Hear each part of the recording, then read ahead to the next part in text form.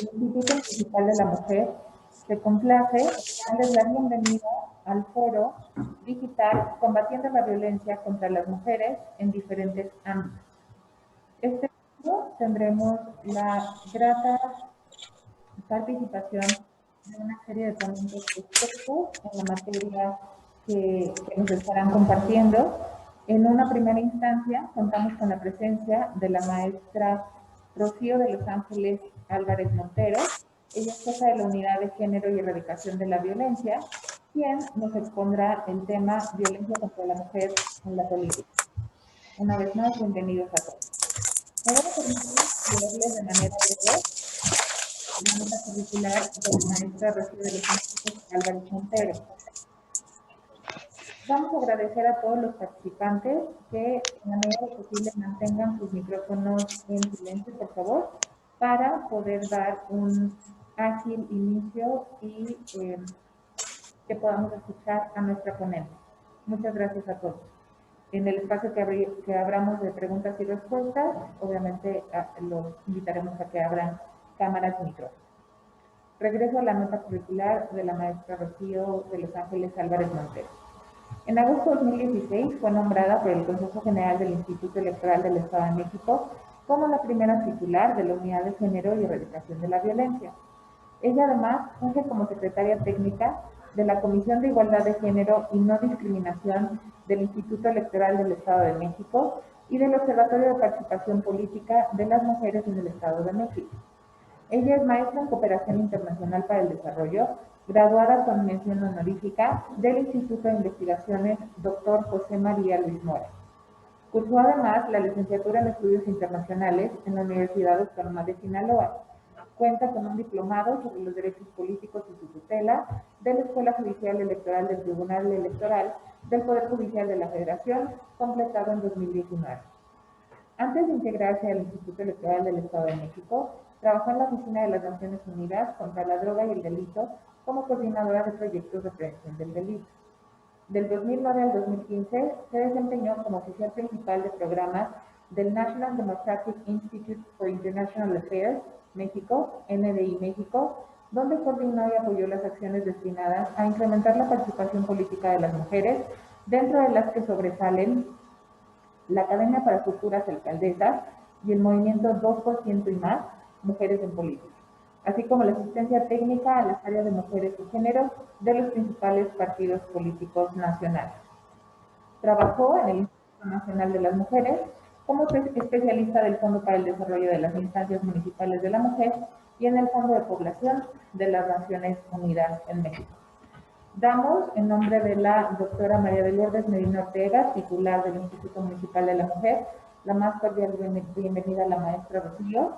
Yo les contaba que siempre inicio este tipo de conferencias, charlas, pláticas o cursos, porque los hago más largos, para hablar de violencia política contra las mujeres en razón de género, tengo que hablar de la participación política de las mujeres, tengo que hablar del reconocimiento de los derechos políticos y electorales de las mujeres. Y yo inicié con un recorrido precisamente del reconocimiento del derecho a votar y ser votadas en todo el mundo. Les comenté también que fue Nueva Zelanda el primer país en conceder el derecho al voto de las mujeres mayores de 21 años. Esto porque ya venía desde mediados del siglo XIX de movimientos sufragistas en todo el mundo que también se encajan en estas olas del feminismo tan importantes de la época. Fueron los primeros derechos en ser exigidos, es decir, el derecho para poder participar en política a través del voto y de poder ser votadas. Fue en 1902 que Australia reconoció el derecho al voto, luego en 1906 Finlandia reconoció el sufragio universal y fue el primer país en el mundo que permite a las mujeres ser electas en el Parlamento. En 1917 Rusia otorga el derecho al voto, decirles que venían de una revolución muy importante que cambió su sistema económico y social, y luego Gran Bretaña, que fue de las precursoras de estos movimientos sufragistas del siglo XIX, lo logra hasta 1918 y de igual manera Estados Unidos en 1920. Y Ecuador fue el primer país de América Latina en reconocer el derecho al voto de las mujeres. Siguiente, por favor. Bueno, yo les hice la historia corta, les comentaba que hay un documental que se llama Las sufragistas, ahí cuentan todo lo que fue a través de la historia de Eufrosina Cruz, una mujer indígena que intentó ser presidenta municipal de su municipio, Santiago Quiebolani, en Oaxaca, y nos cuenta cómo fue esta construcción, este logro del reconocimiento de los derechos políticos y electorales de las mujeres. En específico, el reconocimiento de la ciudadanía plena. Ahorita lo vamos a ver. El derecho a votar y ser votadas a las mujeres se otorgó en primer término en 1947. Esto después de una serie de movimientos que hubo importantes que iniciaron. La primera que podemos identificar, Hermín Galindo, en 1917, pide al constituyente, a quienes redactaron la Constitución que nos rige hoy en día, que las mujeres tuviéramos los mismos derechos que los hombres, incluyendo el derecho a votar y ser votadas. No se da, y hasta 1947, el 17 de febrero, se nos otorga, pero ojo, solo para elecciones municipales. Se creía que las mujeres, que en los municipios, pues eran espacios muy cercanos al hogar, y que como las mujeres éramos buenas administradoras del hogar, seguramente seríamos igual de buenas para administrar un municipio. Ustedes me dirán si es tan sencillo, ustedes que trabajan en un ayuntamiento, si es tan sencillo como parece administrar un ayuntamiento o una casa. O sea, ninguna de las dos tareas es sencilla, pero bueno, es un estereotipo de la época. Siguiente, por favor. Aquí está, les pongo, tendrán las mujeres derechos. ¿Cuándo lo logramos? Les dejo la liga por si quieren ver el documental que les cuento, está buenísimo, debe ser básico para hablar de derechos políticos electorales de las mujeres, ver este documental. Siguiente, por favor. Fue hasta 1953, el 17 de octubre, que se reforman los artículos 34 y 115 de la Constitución. Y fíjense cuál fue la adición, cuál fue la novedad que tuvo este artículo 34 constitucional. Para empezar, se reconoce la ciudadanía plena. Esto es que las mujeres ciudadanas de México van a tener los mismos derechos que los hombres. Y en ese sentido está el derecho a votar y ser votadas. Y precisamente lo que se agrega en el artículo 34 es que las ciudadanas de la República son varones y mujeres. Es decir, se agrega la palabra mujeres, porque antes no existía, para que vean la importancia que tiene el lenguaje incluyente y no sexista. El que las mujeres tengamos reconocimiento de derechos es porque hemos sido visibilizadas en los textos de nuestra Constitución y de nuestras leyes. Siguiente, por favor. Vean lo poco que ha cambiado. Hoy en día dice son ciudadanos de la República, los varones y mujeres que teniendo la calidad de mexicano reúnen los dos requisitos: haber cumplido 18 años y tener un modo honesto de vivir. Ha cambiado muy poco, solo la edad, y que no tenías que tener no estar casado y esas cosas. Bueno, siguiente, por favor. ¿Qué pasa en el Estado de México? Y este es otro plus y otro conocimiento básico que todas las mujeres y hombres que habitamos este bello estado, bueno, tenemos que saber quién fue la primera diputada electa de la legislatura. Siguiente, por favor. Fíjense, en 1953 logramos el reconocimiento de las mujeres a votar y ser votadas. Y fue en 1954 que precisamente la profesora Clara del Moral fue la primera mujer diputada electa en la legislatura del Estado de México durante el periodo 1954 y 1957. Ella fue la primera mujer en ocupar una curul integrada por 175 legisladores. Fue una sindicalista, una profesora. Decirles que en la época los movimientos magisteriales llevaron a muchas mujeres, bueno, algunas mujeres, más bien no muchas, a que pudieran ocupar cargos públicos porque eran un movimiento muy organizado y sobre todo estaba encabezado por mujeres. Bueno, Clara del Moral nació en Lerma y bueno, luchó por mejorar también las condiciones laborales de las y los trabajadores de la educación. Se las presento. Siguiente. Y luego, el 3 de julio de 1955, las mujeres votan por primera vez. Y ni más ni menos que resultan electas, siguiente por favor, que resultan electas varias mujeres, entre ellas otra mexiquense que debemos de conocer, Remedios Albertina Zeta Uribe. Ella también fue una abogada muy prolífica, notaria de aquí, oriunda de Toluca precisamente. Entonces otra mujer, otra pionera de los derechos políticos del Estado de México. Entonces tenemos a la profesora Clara del Moral, la primera diputada electa para la legislatura del Estado de México, y dentro de las diputadas, las primeras diputadas electas que fueron elegidas cuando las mujeres votamos por primera vez, estuvieron Remedios Albertina Ezeta, entre otras diputadas federales de otras entidades federativas. Siguiente, por favor. Bueno, yo me dedico, y yo trabajo, como ustedes escucharon, en el Instituto Electoral del Estado de México.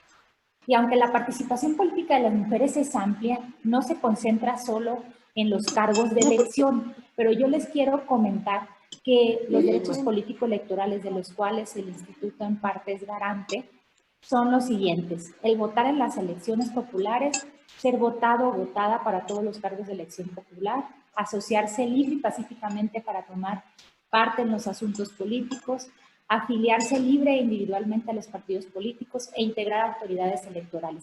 Ese es el núcleo básico de derechos político-electorales. Hay otros derechos que acompañan el ejercicio de este derecho, por ejemplo, la libertad de expresión, el acceso a la información pública, la transparencia. Son otros derechos que también acompañan este ejercicio.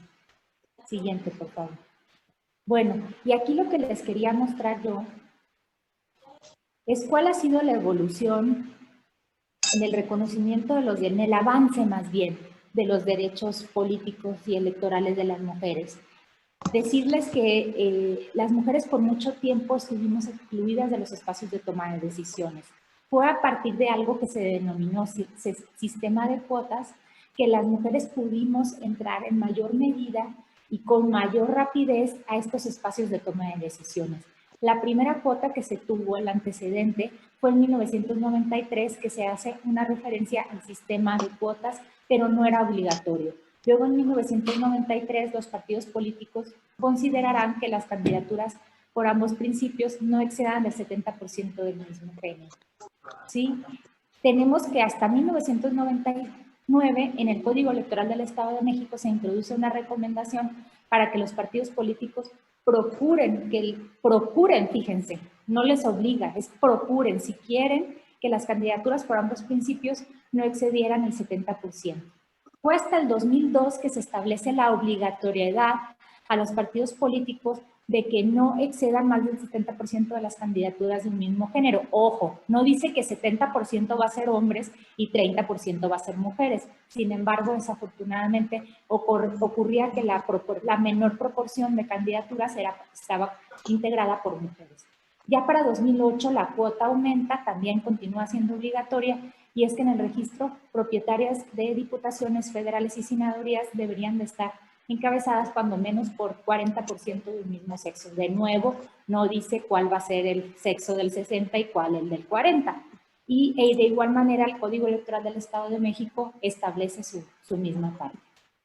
Llegamos a 2014 y lo que tenemos hoy en día, lo que nos rige hoy en día es el principio de paridad de género. ¿Sí? Este principio es muy importante porque lo que indica es que ahora sí, el 50% de las candidaturas a todos los cargos de elección popular, tanto de mayoría relativa como de representación proporcional, va a estar inscrita por mujeres, ¿sí? Y eso se replica en el Estado de México, pero tuvimos dos reformas muy, muy importantes.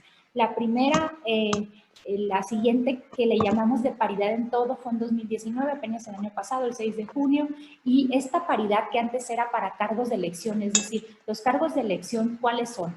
Diputaciones, bueno, Presidencia de la República, diputaciones federales, senadurías, gubernaturas, integrantes de ayuntamientos que son presidencias municipales, regidurías y sindicaturas. Esta paridad ya es en todo, no nada más para los que son electos por voto popular, sino también para las personas que son designadas, es decir, funcionarios y funcionarias federales, estatales y municipales. También trasciende al Poder Judicial y a los organismos autónomos. Entonces, como vemos, esta paridad sale del ámbito electoral y ya lo es para todos los espacios de toma de decisiones públicas.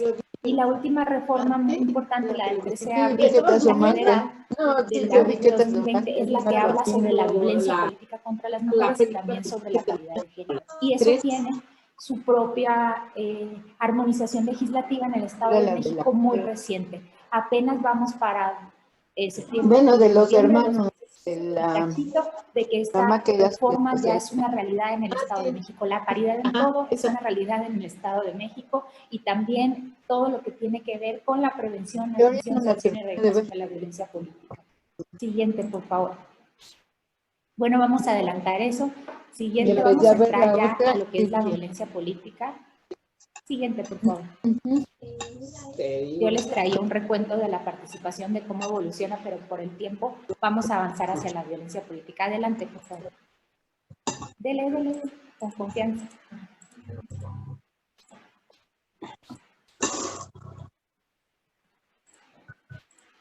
Ya me acordé que iba a ir allá, a que fui hace un rato. Ahí. Bueno, yo les quiero hablar, ya vimos que la participación de las mujeres es tan amplia ahora y es tan amplia que las mujeres estamos conquistando nuevos espacios de toma de decisiones. Pero, ¿qué es la violencia? ¿Qué es? Surge un fenómeno a partir de este incremento de la participación política. Yo les puedo hablar aquí en el Estado de México en 2015, habían 28 diputadas electas, hoy tenemos 37 diputadas electas, es decir, una legislatura prácticamente paritaria. En ayuntamientos en 2015 teníamos 20 presidentas municipales, hoy tenemos 39. Sí, hay un incremento importante en la participación y de igual manera sindicaturas que ahorita como no está paritario tenemos 93 síndicas y prácticamente la mitad de las regidurías, poco más de la mitad de las regidurías están ocupadas por mujeres. Entonces es una cantidad histórica de mujeres que están ocupando casos, pero a la par se está dando un fenómeno de violencia política contra las mujeres en razón de género. Pero para eso hay que entender qué es la violencia. La violencia en general es el uso intencional, ojo, intencional de la fuerza física, amenazas contra uno mismo, otra persona o un grupo o comunidad que tiene como consecuencia, o es muy probable que tenga como consecuencia el traumatismo, daños psicológicos, problemas del desarrollo o la muerte. Esto nos lo dice la Organización Mundial de la Salud. Y la violencia contra las mujeres es cualquier acción u omisión, es decir, hacer o no hacer, basada en su género, que les cause daño, sufrimiento psicológico, físico, patrimonial, económico, sexual o la muerte, tanto en el ámbito privado como en el ámbito público. Es muy importante que conozcamos este concepto porque eso se repite también en el concepto de violencia política contra las mujeres en razón de género. Siguiente, por favor. Bueno, aquí les dejo los tipos de violencias que tenemos: psicológica, económica, patrimonial, sexual y física. ¿Dónde se da esa violencia? Es decir, ¿cuáles son esas modalidades? Familiar, laboral, docente, en la comunidad, institucional, en el noviazgo, feminicida, obstétrica y política. Importante decir que en el Estado de México, desde 2017, desde septiembre de 2017, se reconoce a la violencia política contra las mujeres como una modalidad de violencia. Esta ley se acaba de lograr este año a nivel federal. Entonces, digamos que estábamos un paso adelante el resto del país. Siguiente, por favor. No, pues no sé a qué horas voy a regresar. Siguiente. Según yo iba a ir a atender ahora sí, ya les conté un poquito qué era la violencia. Ahora vamos a entrar a violencia política, por favor. Alcanza a llegar. Bueno, ¿por qué ocurre esta violencia? Acabamos de presentar el día de ayer un diagnóstico sobre la participación política de las mujeres en el pasado proceso electoral, que fue 2017-2018, aquí en el Estado de México. Ahí se identificaron dos razones muy importantes de por qué se da esta violencia. La primera de ellas es que se debe a que vivimos en una sociedad machista. Esta participación tan enorme, como les dije, sin precedentes, nunca antes había habido tantas mujeres electas ocupando cargos de elección. Imagínense ahora con la paridad en todo, donde no vamos a estar las mujeres haciendo uso de nuestra voz y de nuestros derechos. Bueno, esto ha causado en esta sociedad machista donde vivimos pues molestias. ¿Sí? Esto se toma como una transgresión porque estamos apropiándonos de nuevos roles y se dan resistencias por parte de algunos sectores de la sociedad, especialmente de los hombres que se desempeñan. Eso lo ven como una pérdida de espacios de poder que anteriormente casi en su totalidad estaban en manos de hombres.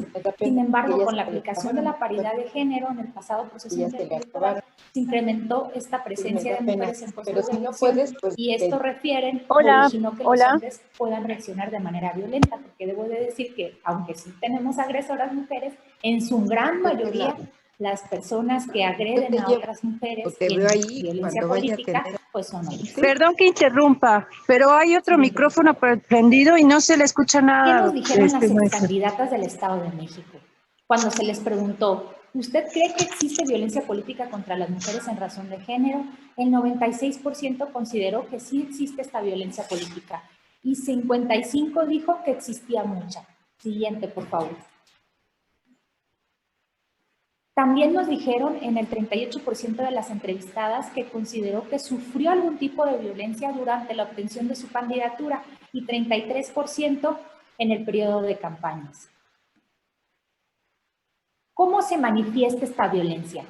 Las personas que respondieron a esta encuesta que les hicimos nos dijeron que en campaña, que se expresan durante la campaña y durante el desempeño de funciones. Es muy importante que identifiquemos que la participación política no es nada más competir por una candidatura o competir durante una campaña política, es también poder ser electas, poder ocupar el cargo y poder desempeñar funciones. Son muchísimos elementos, ¿verdad? Momentos de participación que tienen las mujeres.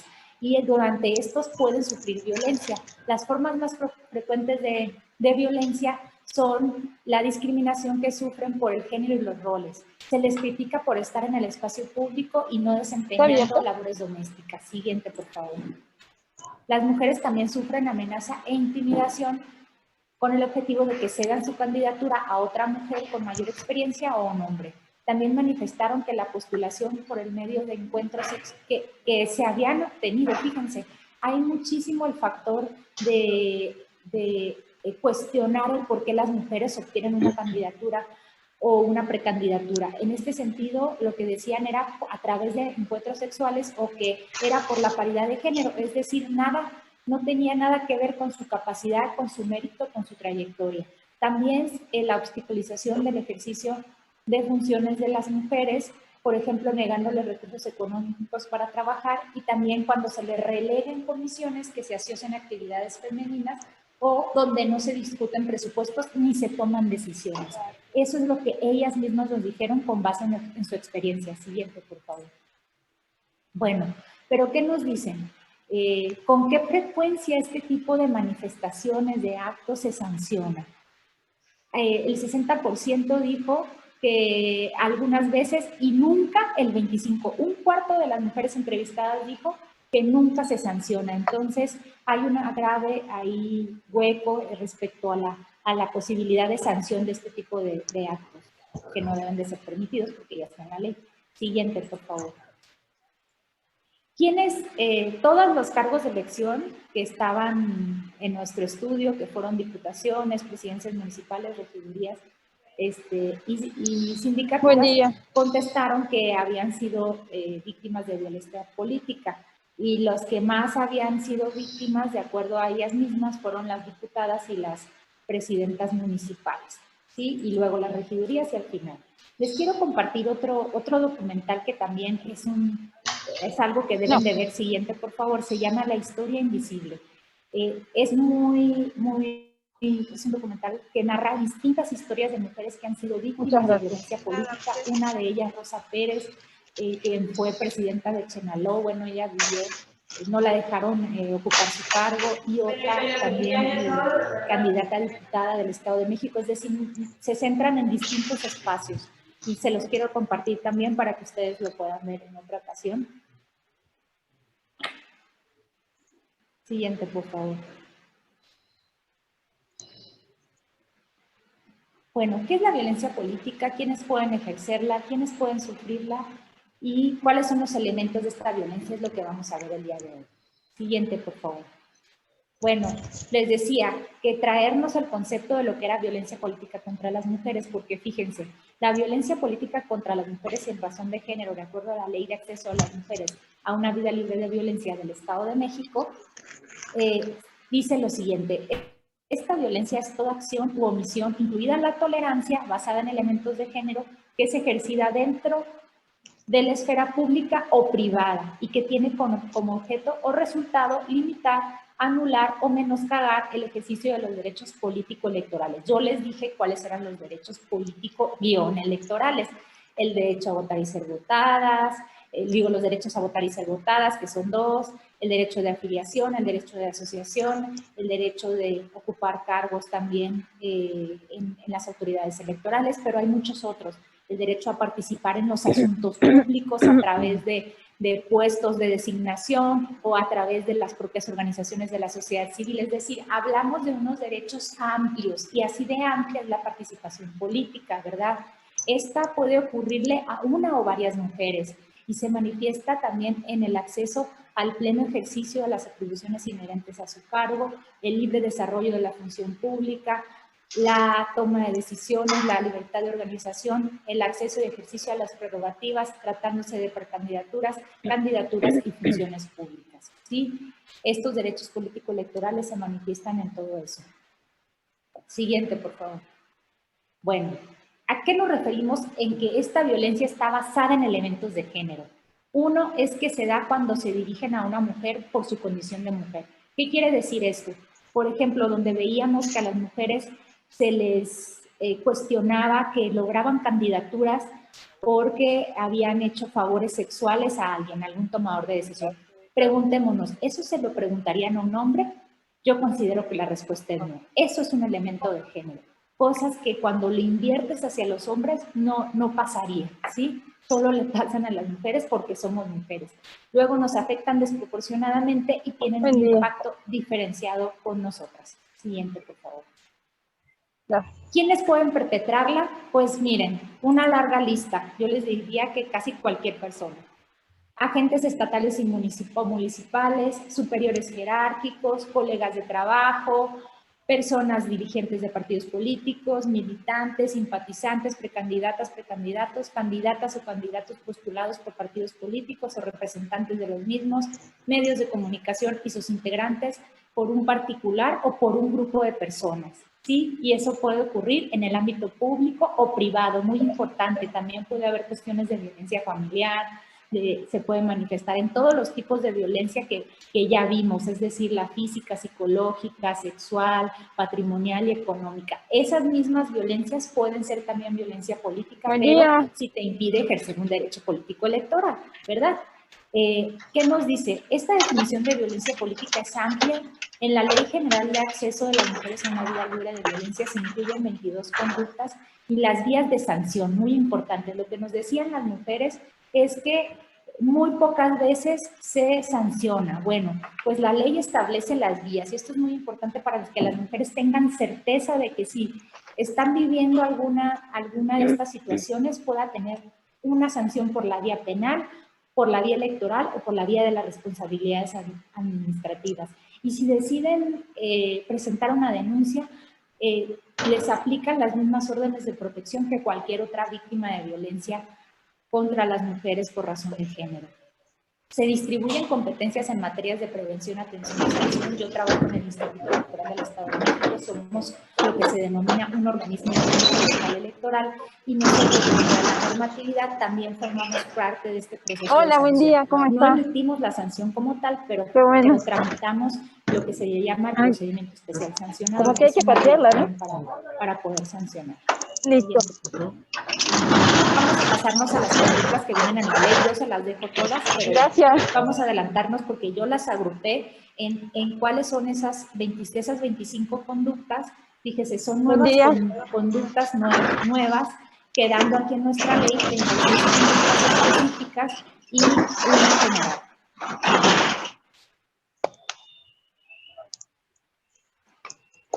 Siguiente, hasta que lleguemos a unos cuadritos rosas rojos. Siguiente. Ahí está. Bueno, hay algunas conductas que tienen que ver con estereotipos. Voy a mencionar algunos ejemplos por cuestiones de tiempo. Nada más, por ejemplo, lo que refiere a estereotipos es, por ejemplo, efectuar agresiones verbales basadas en estereotipos y visiones discriminatorias sobre las mujeres. Realizar o distribuir propaganda política o electoral que calumnie, degrade o descalifique a una candidata basándose en estereotipos de género que reproduzcan las relaciones de dominación, desigualdad o discriminación contra las mujeres, con el objetivo de menoscabar su imagen pública o limitar sus derechos políticos. También nos menciona que esta violencia política se manifiesta en el ejercicio de violencia física, sexual, simbólica, psicológica, económica y patrimonial. Agregan a la violencia simbólica, que es una que no está reconocida en la legislación, pero que también es muy importante porque es aquella que está escondida, es la que no vemos, la que damos por sentada. Esos micromachismos, por ejemplo, pueden ser algún tipo de violencia simbólica, ¿sí? Siguiente, por favor. Que las obliguen a renunciar, es decir, que se registre a candidatas con el fin de que renuncien, o inducirlas o presionarlas a la renuncia. Obstaculizar es otra de las conductas que se menciona, por ejemplo, obstaculizar o restringir los derechos políticos y la participación en las elecciones regidas por sistemas normativos, tradiciones o por usos y costumbres. También está el elemento de la perspectiva intercultural, es decir, que incluye a las mujeres indígenas, quienes también son víctimas muchas veces de este tipo de violencia. ¿Sí? El restringir o anular por razones de género el derecho al voto libre y secreto, es decir, no nada más está el derecho, les decía, a ser votadas, está el derecho al voto de afiliación, de asociación y de poder ejercer cualquier cargo público, ya sea por elección o por designación. Todo eso incluye la violencia política también. Siguiente, por favor. Incluye amenazas, decirles que en el estudio, una de las que hicimos, de las principales conductas que se identificaron, era la cuestión de amenazas. Se les amenaza o intimida para que dejen su candidatura o su cargo de elección. El difundir imágenes, información o mensajes sobre la vida privada de las mujeres.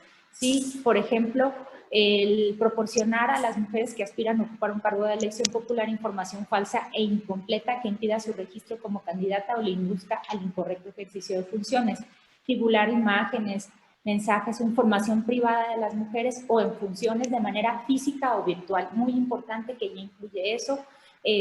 Contarles que en el pasado proceso electoral en el instituto se recibieron 7 denuncias por violencia política contra las mujeres. En ninguna se determinó que había habido violencia política. Sin embargo, debo decirles que se suscitaron estos casos a través de las redes sociales y hoy en día que estamos en esta pandemia, que las campañas políticas se van a dar en su mayoría a través de las redes sociales, pues va a ser un espacio para poner mucha atención de que no se den este tipo de conductas. Siguiente, por favor. Sobre recursos y atribuciones, bueno, decirles que hay varias conductas relacionadas con eso, el que se limiten o nieguen arbitrariamente el uso de cualquier recurso o atribución inherente al cargo, incluido el pago de salarios, el que se realicen acciones o misiones que implique inequidad en la distribución de recursos de campaña y algo muy importante también, el derecho a voz y voto, el impedir por cualquier medio que las mujeres electas o designadas asistan a las sesiones ordinarias o extraordinarias, impidiendo o suprimiendo su derecho al voz y voto, el poder hablar en las sesiones de cabildo. Ustedes saben lo importante que son las sesiones de cabildo, es donde se delibera en un ayuntamiento o también en una legislatura. Siguiente, por favor. Ahora, el 13 de abril se reformaron 8 ordenamientos generales y federales y ahí se establecen varias cuestiones sobre violencia política. No me voy a detener en cada uno de ellos, siguiente, pero más o menos de manera general les digo que se define en la Ley General de Instituciones y Procedimientos Electorales lo que es violencia política y lo interesante aquí es que también incluye las mismas conductas de la Ley General de Acceso de las Mujeres a una Vida Libre de Violencia, que ya revisamos porque están dentro de nuestra Ley de Acceso de las Mujeres a una Vida Libre de Violencia del Estado de México. Siguiente, por favor. Algunas cuestiones interesantes que agrega la ley JIPE es que también en la propaganda política de partidos políticos se deberá abstener de expresiones que calumnien a personas, discriminen o que constituyan violencia política contra las mujeres en razón de género. Las quejas o denuncias por esta violencia se tramitarán a través del procedimiento especial sancionador. Si eres, por ejemplo, una candidata federal, por ejemplo, a una diputación federal o senaduría, debes de ir al Instituto Nacional Electoral. Si eres una candidata local, es decir, a una diputación local o de un ayuntamiento como presidenta municipal, síndica o regidora, debes acudir al Instituto Electoral del Estado de México. Se establecen también las conductas que constituyen violencia política. Esta violencia política constituye una infracción electoral y hay sanciones para los partidos políticos. O sea, lo que quiero es que ustedes observen que esta reforma fortalece lo que es la prevención, atención, sanción y reparación, ahorita lo vamos a ver, de la violencia política contra las mujeres en razón de género. Siguiente, por favor.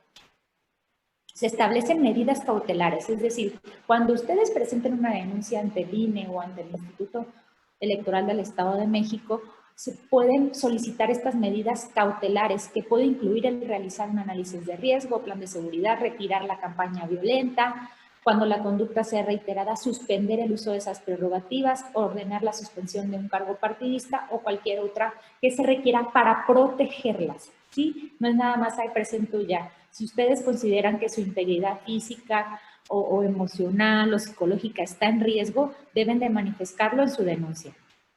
Siguiente, por favor.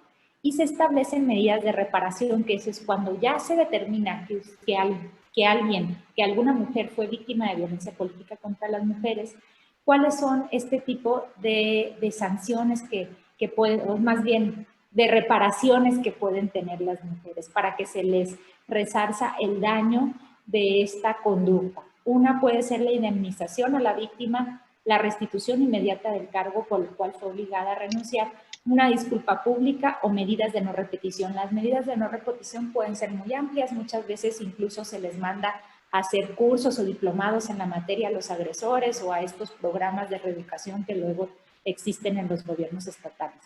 Siguiente, por favor.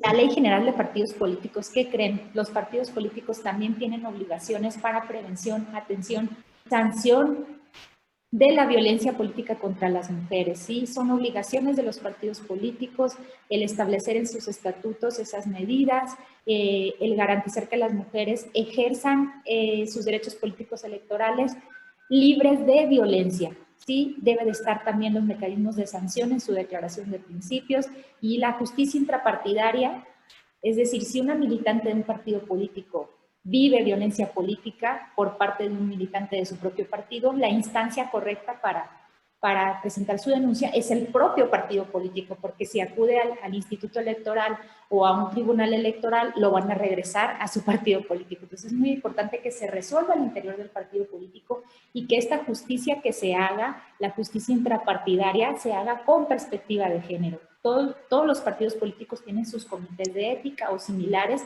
donde se resuelven todos estos conflictos intrapartidarios. Ahí es donde deben de acudir. Siguiente, por favor.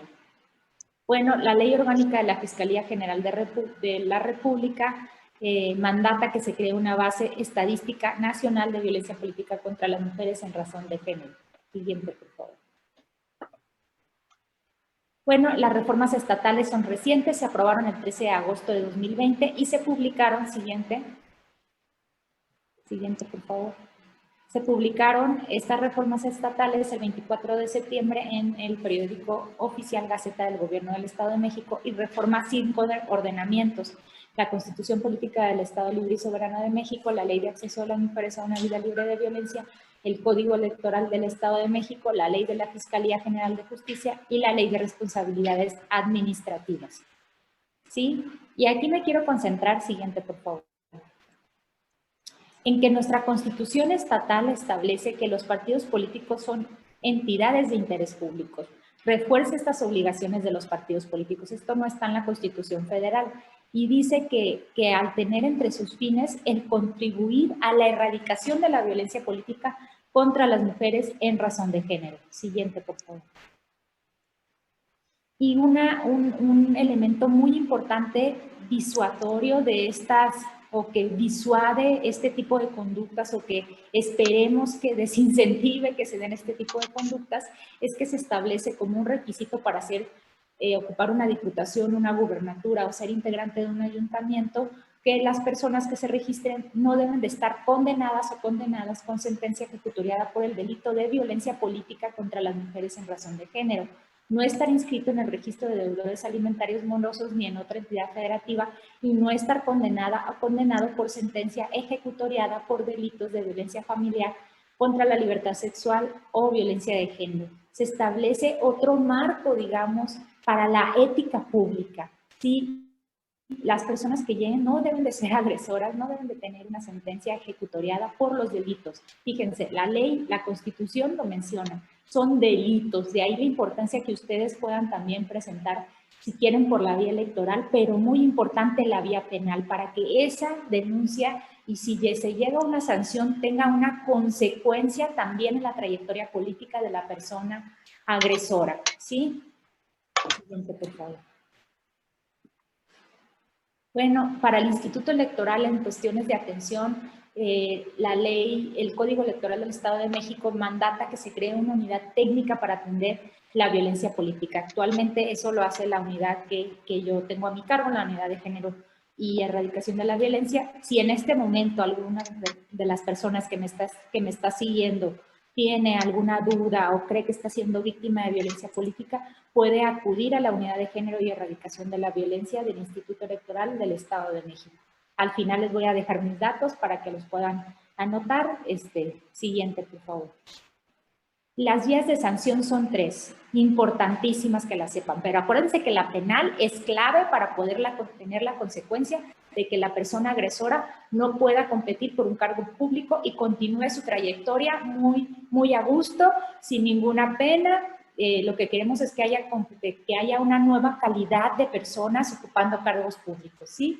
Elevamos todavía aún más la vara de medición para poder tener las mejores personas ocupando estos cargos. Las vías de sanción son la electoral, ya les explicaba, a través del Instituto Nacional Electoral, a través del IEM, que es el Instituto Electoral del Estado de México, a través de los tribunales electorales, ya sea federales o locales, en este caso el del Estado de México, la vía penal que se presenta en las fiscalías, tanto en la Fiscalía General de la República como en la Fiscalía de Justicia del Estado de México. Y muy importante, si alguna persona que me escuche y ustedes que trabajan en un ayuntamiento, funcionarias, si se identifican con estas conductas y es por parte de algún superior jerárquico, colega, colaborador o lo que sea, pueden también acudir a su órgano interno de control. Decirles que la violencia política contra las mujeres es una falta administrativa grave, ¿sí? Que se sanciona a través del derecho administrativo. Es decir, es muy importante que ustedes conozcan esa vía porque ahí es donde ustedes pueden encontrar un eco a su denuncia más efectivo. ¿Sí? Siguiente, por favor. De hecho, se pone dentro del abuso de funciones en esta falta administrativa grave. Eso quiere decir que el órgano interno de control va a hacer la investigación y el Tribunal de Justicia Administrativa va a resolver si ustedes fueron víctimas o no de violencia política. Muy importante. Entonces vemos cómo estas vías de sanción se establecen en la LEGIP, en la Ley General de Instituciones y Procedimientos Electorales, en la Ley General de Sistema de Medios de Información en materia electoral, en la Ley General en materia de delitos electorales y en la Ley General de Responsabilidades, porque se incluye esta falta administrativa grave y eso, todo lo que yo les estoy contando, ya se encuentra armonizado en el Estado de México. Entonces es muy importante que si ustedes saben o conocen de una persona que puede estar siendo víctima, la canalicen a estas instituciones o vengan conmigo, con mucho gusto les damos una asesoría, pero que esto no quede en saco roto, por favor. Siguiente, por favor. La reparación. ¿Quiénes pueden dar esas medidas de reparación también? Están los tribunales, del Tribunal Electoral del Poder Judicial de la Federación, el Tribunal Electoral del Estado de México y los poderes judiciales federal y estatales. ¿Sí? Porque cuando ustedes presentan una denuncia por la vía penal, eso se resuelve ante estos poderes judiciales. ¿Sí? Bueno, finalmente decirles que contamos con herramientas ya previo a esta reforma. No crean que llegó la reforma y nos agarró como que fuera de lugar. No, ya hay un trabajo precisamente de investigación, de prevención y de atención de lo que es la violencia política contra las mujeres. Se creó precisamente a través de este Observatorio de Participación Política de las Mujeres en el Estado de México, una guía de atención en casos de violencia política contra las mujeres por razones de género y, muy importante, el protocolo para la prevención y atención de la violencia política contra las mujeres por razón de género en el Estado de México, donde vienen cuáles son esas atribuciones, cuáles son las vías por las cuales ustedes pueden presentar una denuncia ante estas autoridades. Decirles que es lo que está ahorita vigente, habrá que actualizarlos con base en la reforma, pero es un buen punto de partida para ustedes, ¿sí? Siguiente, por favor. Pues ya estaríamos, ¿no vienen mis datos de contacto? Bueno, pues les voy a hacer ese cambio en la presentación, sí, dele. Ya estamos llegando al fin, les quería contar de más actos, pero les quiero agradecer, con eso hemos concluido la parte más importante de esta conversación con ustedes y agradecerles mucho su tiempo. Yo soy Rocío Álvarez Montero y ahí tienen mis datos de contacto para quien quiera seguir con esta conversación o profundizar en esta charla del día de hoy. Muchas gracias.